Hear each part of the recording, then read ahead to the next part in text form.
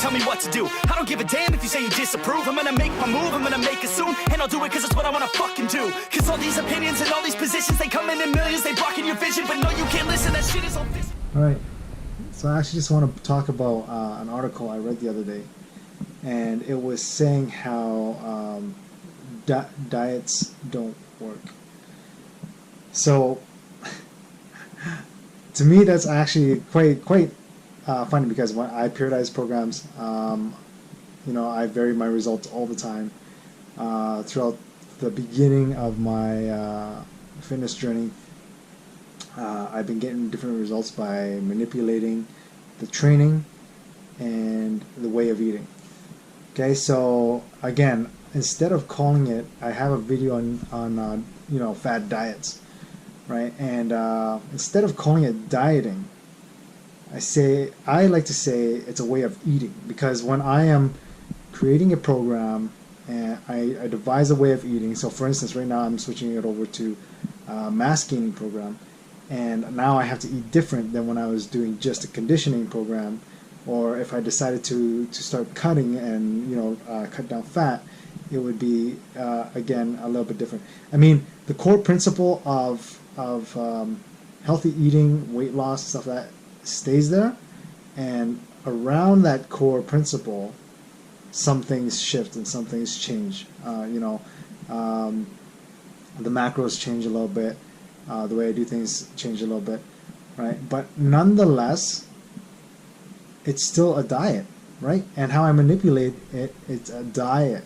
right? Again, I don't like to say it as a diet, but a way of eating. Like there is no way of comparing, you know, chocolate bar to broccoli as an example, right?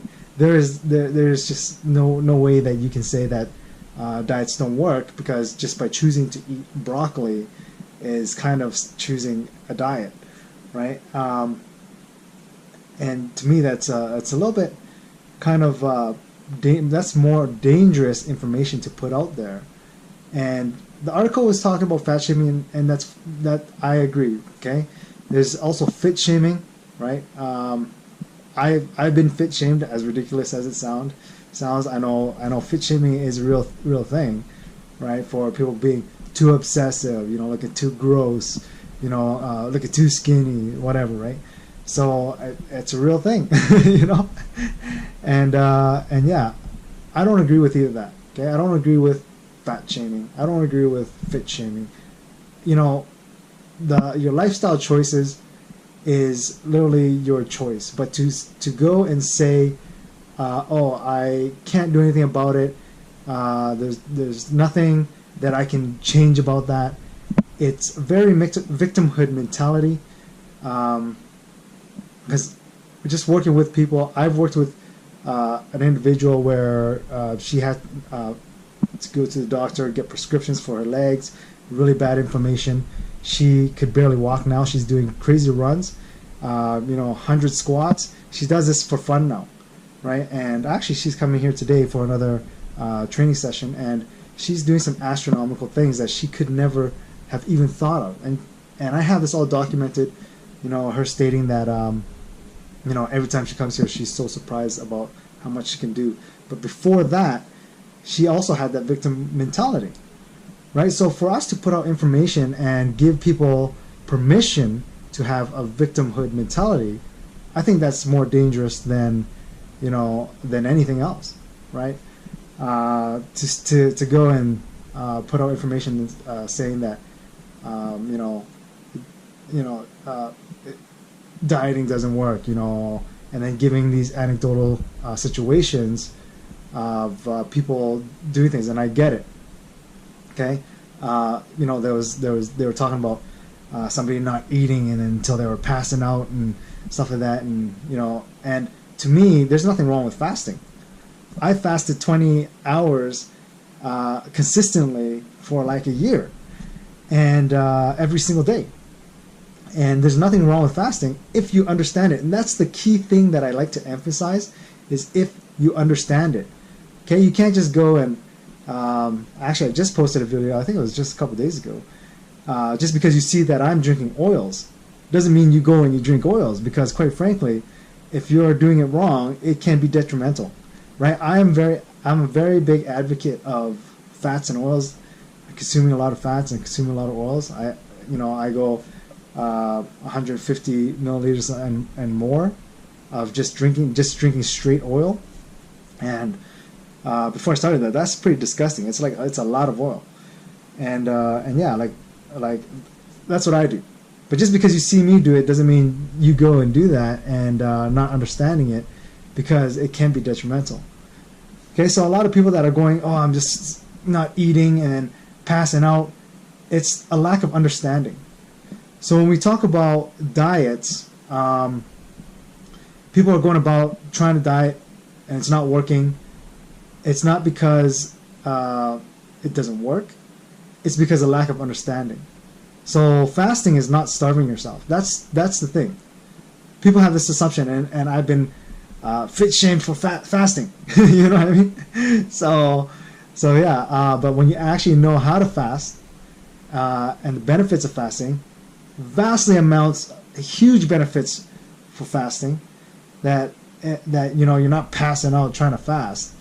There's a difference between understanding the principles and using it correctly than just going by anecdotal evidence of a friend of mine did it and they passed out, or a friend of mine drinks oils, but like whatever it is, you have to actually understand it to use it. Like I said, sometimes I sound very hypocritical if you come to ask me advice, because people might be like, oh, is carbs bad for you?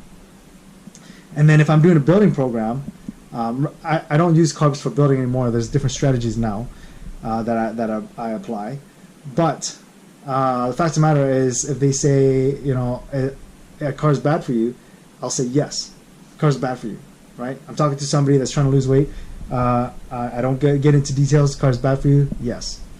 Okay. Somebody's like trying to put on muscle size, and they'll come to me and they'll be like, "Are carbs bad for you?" No, not really. You can use carbs, right?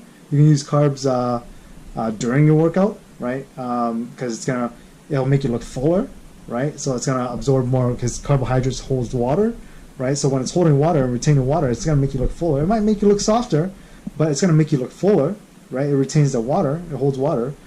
Right, and it flushes nutrients. It spikes your insulin to flush nutrients into your body. As long as you can regulate that insulin back down through exercise or clean eating afterwards, carbohydrates is not bad. Carbohydrates is a nutrient, right? So now, if you understand how to use these things, then carbohydrates is not bad. You know what I mean? And that spike in insulin actually will help you out. So this is what I'm saying. Spiking your insulin is a toxic environment for your body. So if I was to go and tell you that spiking your insulin, go ahead and do it all the time, that would be bad advice. But under a certain context, that would be good advice. So putting out things like saying this doesn't work or that doesn't work is actually, just as I stated in my fad diet video, you're actually eliminating all means of being able to produce a result and creating better health, right? So diets out there are strategies and tactics. When you look at Mediterranean diet, or you look at paleo diet, or you look at ketogenic diet, these are strategies, okay?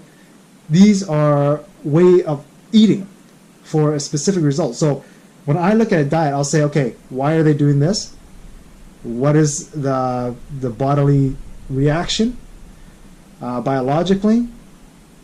Is it going to give me the results I want? Not every diet is for weight loss. Just so you guys know, you guys can't just say my friend did it and he looks great, but maybe he's trying to pack on muscle mass, and for you, maybe it's not for you. So you got to understand, is this diet for my goals? And how does it work? Right? So there's so many questions that need to be answered when doing a diet, rather than saying, oh, diets never work, right? And, another thing that article was saying is like, okay, well, people go on diets and then it doesn't work because they put on all this weight again. And you know what? I can tell you honestly that when I'm putting back on fat, It's when I'm not on a diet. It's when I go and I do an open window and I just go and eat whatever I want. Like I said, you can't. There's no comparison between buying a bag of chips or steaming up a bag of broccoli. There is. This is not anecdotal. This is real science. So but I'm kind of the reverse. Okay, so when I'm putting on fat, I actually fall back to being fit because of the mindset. And I talk to people and I say, fitness is kind of a joke. I know how to get the results, so I think it's kind of silly, right? But people aren't doing it because the mindset is not designed for fitness. The way of thinking and perspective is not designed for fitness. So for me, when I put on fat weight, I actually fall back to being fit, right? So whereas people are getting fit, it's hard, and for them, they're like, okay, well, I'm going to fall back to being fat. Okay, so for me, it's uncomfortable putting on unhealthy, and I don't want to say fat because I know it's a touchy subject for everybody, but that's uncomfortable for me. So I actually fall back to being fit, right? So it's more about a mindset, a perspective, and it's like diets to me will get you a result if you understand it, if you know how to use it, right? And we can't keep giving us permission to not do anything about it, because again, we can use anecdotal evidence or we can use real science. And I would never go and experiment somebody's advice on myself and be like, okay, does this diet work based on what that guy said?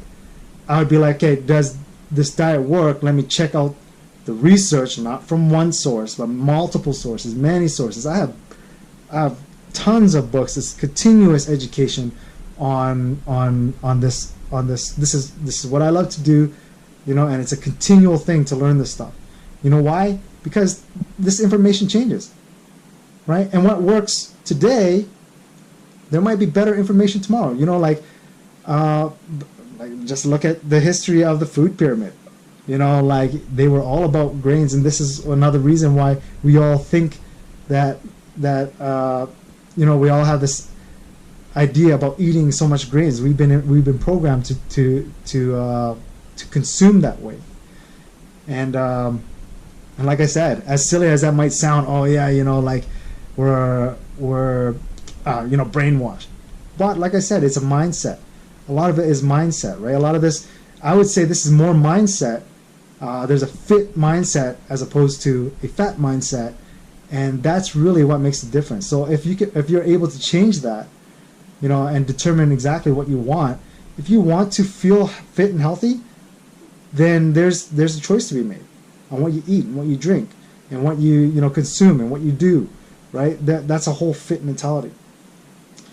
Anyways, I think that's good enough for today. But anyways, it's just one of the things that irks me, because I know people can get the results. I know people can get fit and healthy. Okay, I've seen it, right, with extreme cases. Individuals overweight losing 70 pounds and in fitness. That's my personal example. Okay, losing like 60, 70 pounds. That's someone I worked with, and I've seen competitors that stepped on stage losing 100 pounds. Right? I never trained them. They did that on their own. But I've seen so many scenarios, and again, I've seen sickness turn into health. With the example I was just telling you about, the client that's coming here today. And I've seen it. So it's just a matter of what are you doing. So people might look at like me and be like, you're naturally like that. Okay, so you got the genetics, right? But then I say to them, you can't. That's anecdotal, because you're not doing what I'm doing. So it's easier to say, to look at yourself and be like, no, I can't do this because, I can't do this because of this, because of that, or whatever, right? And then you start to victimize yourself and give yourself reasons, right? Rather than looking at yourself and saying, hey, I can get this done. I would really hope that anybody coming across these victimhood style mentality, articles and stuff like that, making a low standard acceptable, and that's a choice. Okay, that's a choice. Okay, if you want to be a homeless person, if you want to be, whatever you want to be. Okay, if you want to be a smoker, a crackhead, an alcoholic, if that's what you want to be and make it acceptable, who am I to say? But we can't sit around and say, "Oh, hey, Mr. Crackhead, that's acceptable." Like, would we allow our children to do that? I would say, even at a base level, even if people were to eat moderately healthy, exercise a little bit. And I'm not saying everybody needs to be an athlete and super jacked and ripped and whatever. But rather than saying that it's okay to do the other and to have a lower standard, to say that's okay, I think that's a dangerous notion. This is my perspective, my philosophy, is that as each generation comes by, we should be becoming better, right? And I think of that even in terms of where my parents are. I came out, I believe that my generation, me, the next stage, after my mother should be improved, should be better. And then with my kids, they should surpass me and be better than me. And I don't think that should just be my perspective. I see that perspective as the human race, right? If we want to better, the world, and I'm not trying to save the world, but if we're trying to better, the state in which we came here, and when we leave and depart, and we want to leave our world that we touched, everything we contacted, to be a little bit better than when we came, we need to keep this higher perspective of doing what's right, improving, building off of what's already good, and building off of that, right? Not accepting a lower standard because we can't maintain a higher standard. If you can't maintain a higher standard, we strive. That's what you tell your kids, right? You send them to school and they're like, "Oh, I can't do." They were in grade 1, now they're in grade 2. I can't do grade 2 math. Oh, don't worry about grade 2 math. You're good. You don't need that stuff. How ridiculous is that? We need to keep striving and pushing for a higher level of improvement. So now I'm going off on something else. So anyways, that's it for today, guys. I'll see you guys later. And that's it. So that's my rant for today. Alright, see ya. I don't get what I want, I get what I need. Every single day I'm heading off to my dream, and I get everything that I damn well please. I don't give a damn if you all listening to me, cause I run it. I'm the only one that really want it. I'm the only one that's really on it. I'm just being honest. I'm just doing everything I promise, cause I want